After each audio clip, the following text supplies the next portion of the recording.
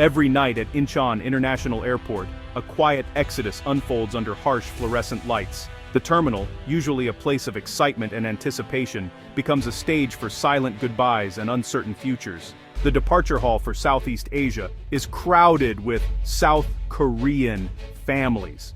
These aren't tourists off for a holiday, but people uprooting their lives, carrying with them the weight of difficult decisions and hope for something better. Their carts overflow with luggage, evidence of a one-way journey. Each suitcase is packed not just with clothes, but with memories, dreams, and the anxiety of starting over in a foreign land.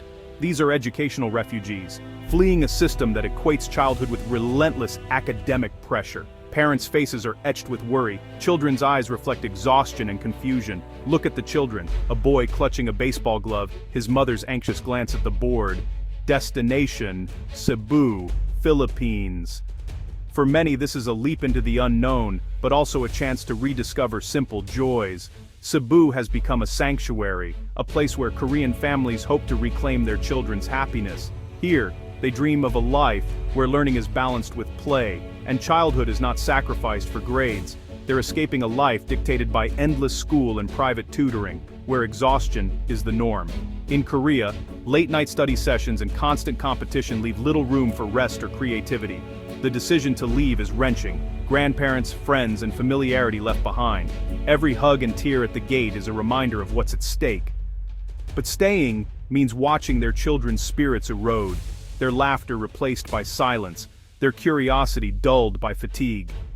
South Korea's education system is world-renowned, but its success comes at a steep human cost. The pressure to excel is relentless, and the price is often a childhood lost to stress. These families are quietly rebelling, seeking not just a new school, but a new definition of success, one measured by happiness, health, and family bonds. Their journey is a testament to a parent's deepest wish, to protect their child's well-being, not just their future. In the quiet corners of the airport, hope and love become their silent confession. To understand this exodus, you must see the world they're leaving behind, a world defined by relentless ambition and constant competition. In South Korea, education is more than just learning, it's identity, status, and for many, the only path to security and respect in society. The race for a coveted university spot begins in early childhood. From the first day of school, children are swept into a current of endless lessons, tests, and evaluations that never truly let up. Teenagers endure marathon days, regular school hours followed by long evenings at Hagwons, the private cram schools that are a fixture of Korean life. Many don't return home until near midnight, exhausted but expected to keep going. Parents pour their savings, energy, and hopes into this system, feeling trapped in an academic arms race where falling behind is not an option. The financial and emotional toll is immense. The Sunyoung, South Korea's national college entrance exam, is treated as a national event. Flights are grounded, police are on standby, and the entire country holds its breath for a single test. The pressure is overwhelming, sleep becomes a luxury, and every moment not spent studying feels like a risk. Students push themselves to the brink, fearing that any pause could cost them their future. This system produces some of the world's highest test scores, but at a steep cost. Joy, health, and the simple pleasures of family connection are often sacrificed. The entire society is structured around this crucible, forging sharp minds but burning away childhood, play, and creativity in the process. For many families, the price of success has become simply too high to bear, leading them to question what truly matters. The families at the airport are choosing to step off the treadmill, seeking a different path for their children and themselves. They want more than just academic achievement. They want their children to be whole, to experience happiness, balance, and the freedom to grow beyond test scores. The cost of South Korea's academic obsession is childhood itself. Play, curiosity, and simple joys are replaced by endless study and competition. Children learn to measure their worth by test scores, not by kindness or creativity. The result, a generation accomplished on paper but often deeply unhappy. South Korea's youth suicide rate is among the highest in the developed world. Academic stress is a major culprit. Friendships become transactional, family life strained by constant pressure. Mothers become taskmasters, fathers distant providers. In trying to secure their children's future, parents sacrifice the present. The system fractures families, erodes well-being, and leaves children exhausted. Increasingly, parents are asking, is there another way? For some, the answer is to leave. They're searching for a place where their children can simply be kids again. In Cebu, life moves to a gentler rhythm. The island's sunshine and slower pace offer relief from Seoul's relentless urgency. International schools here embrace a holistic philosophy. Critical thinking, creativity, and emotional intelligence matter as much as test scores. Class sizes are small, learning is hands-on, and the curriculum extends beyond the classroom.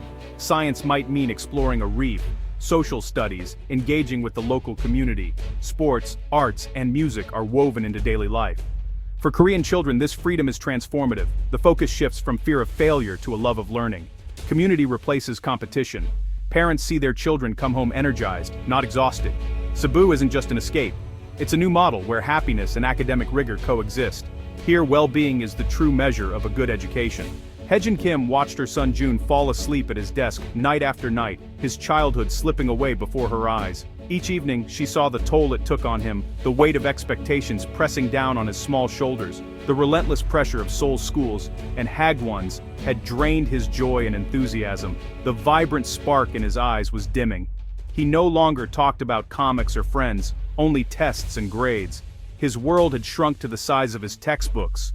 The idea of moving to the Philippines seemed wild and daunting, a leap into the unknown, but stories from other Korean mothers in Cebu planted a seed of hope. They spoke of a different life, one where children could breathe and grow. After many difficult conversations and sleepless nights, Haejin and her husband decided to take the leap. They sold their car, a symbol of their life in Korea, and packed their lives into boxes, each item a piece of their past. They said painful goodbyes to family. Jun's grandparents were bewildered. Why leave everything behind?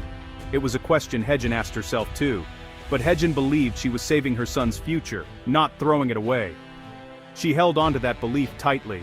The move was a whirlwind of logistics and emotion.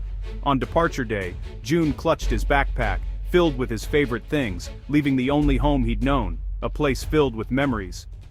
Haejin's heart was full of doubt and hope, a mix of fear and excitement for what lay ahead. As the plane lifted off, she squeezed Jun's hand, reassuring him and herself. There was no turning back now. They were committed to this new path. They were chasing a new beginning in Cebu, a place where they hoped to find happiness and freedom. The first weeks in Cebu were tough. The heat, the noise, and the unfamiliar routines left Haejin and Jun feeling lost. Language barriers and daily tasks became daunting challenges. Jun was lonely, missing his friends and the structure of his old life. He retreated into Korean cartoons, watching other kids play from the window. Haejin missed her support network and struggled to connect with other mothers. Nights were filled with doubt and homesickness. Each day was a test of resilience. Haejin tried to coax Jun out, mall trips, beach visits, but his enthusiasm was muted.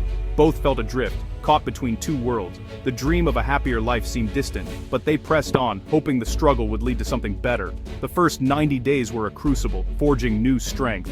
Everything changed on Jun's first day at Woodridge International School. The campus buzzed with laughter and color, a stark contrast to Seoul's stern hallways. Jun's teacher welcomed him warmly, making him feel seen. Classes were hands-on, building solar cars, performing plays, exploring nature. For the first time, Jun's creativity and effort were celebrated, not just his test scores. He slowly made friends, joining soccer games and coming home excited. Haejin found community among other international parents, sharing stories and support.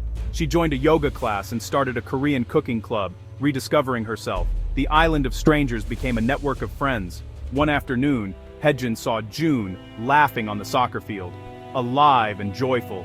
He was no longer the exhausted boy from Seoul. In that moment, Haejin knew the leap had been worth it. They had found not just a new country, but a new way to live. Jun's transformation changed the whole family's idea of success. In Seoul, success meant grades and prestige. In Cebu, it meant confidence, kindness, and curiosity. Haejin stopped obsessing over test scores and celebrated Jun's small victories, ordering food in English, helping a new friend, discovering marine biology. Freed from the grind, she pursued her own interests and the family created new rituals, hiking, snorkeling, exploring together. Their conversations shifted from grades to adventures. Well-being became their North Star. Jun learned resilience and empathy, not just math and science. Relatives back in Korea noticed the change. Skepticism gave way to admiration. The family was thriving, not just surviving. True success, they realized, was raising a child who was not just smart, but happy and whole. That became their new definition of achievement.